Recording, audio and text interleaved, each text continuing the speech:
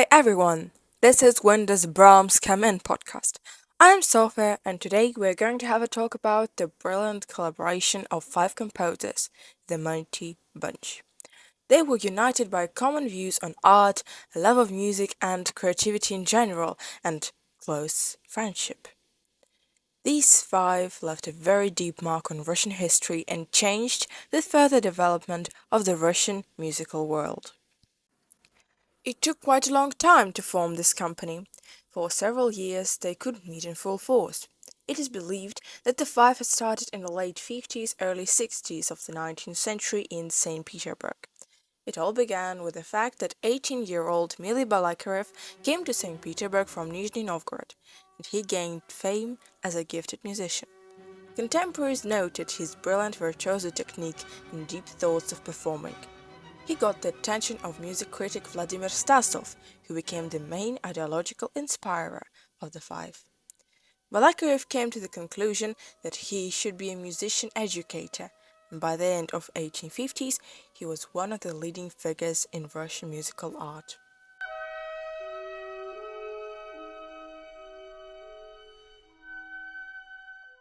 In 1856, Mily Balakirev met Cesar Cui.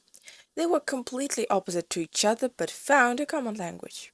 A simple conversation began a great friendship. Balakirev became a teacher for Key, and under his guidance he wrote his first opuses. A year later, Curie met Modest Mussorgsky, and he introduced Mussorgsky to Balakirev. He also took lessons from Milius, thereby adding to the composition of the yet-to-be-existed Mighty Bunch. Then Nikolai Rimsky-Korsakov joined the team, thanks to his teacher Fyodor Kanile. He studied music, despite that his brother didn't let him. Kanile knew many famous musicians, and he brought his student to the Hilkevich's house. That was the place where young composers gathered. The last participant, Alexander Borodin, joined the five in 1862. Balakirev met Borodin thanks to a severe headache. He went to the famous Botkin, who loved to play music, and one day he invited Milius to a musical evening, where Borodin was present. The main idea of the Mighty Bunch was that the established European canons in composing should be discarded, and, as Glinka said, everything should be written in Russian, in this national style, which would reflect the Russian character and spirit. The five worked on a new form based on the traditions of Slavic folklore and folk songs, which, moreover, would reflect the experiences and beliefs of people. And the main ideological inspirer and the person who owns the name Mighty Bunch was music critic Vladimir Stasov. He explained art to the masses and popularized it. The members of the five recorded and studied samples of Russian musical folklore and Russian church singing, embodying the results of these studies in the compositions of various genres. Quite often these were operas. Rimsky-Korsakov wrote 15 operas: The Star's Bride, Sadko, Snow Maiden.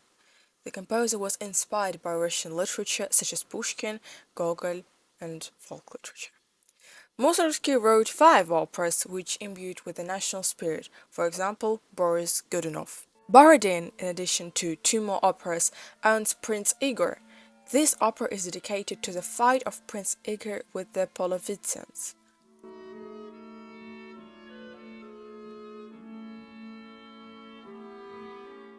All works, without exception, are dedicated to folk life and its interests. It is worth noting that not a single composer participating in the Mighty Bunch was a musician by education.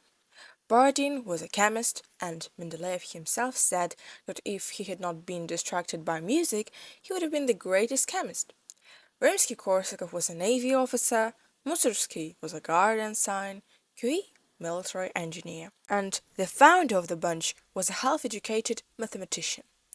They were not supporters of music education, even though Rimsky-Korsakov worked in St. Petersburg Conservatory later on. The Mighty Bunch disbanded in the mid-70s.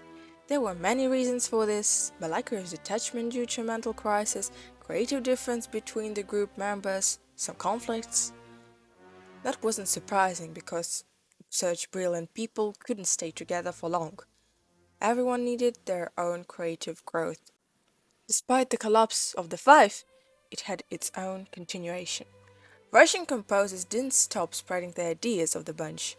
Similar companies took place in addition to Russia, for example, Spain, America, and others.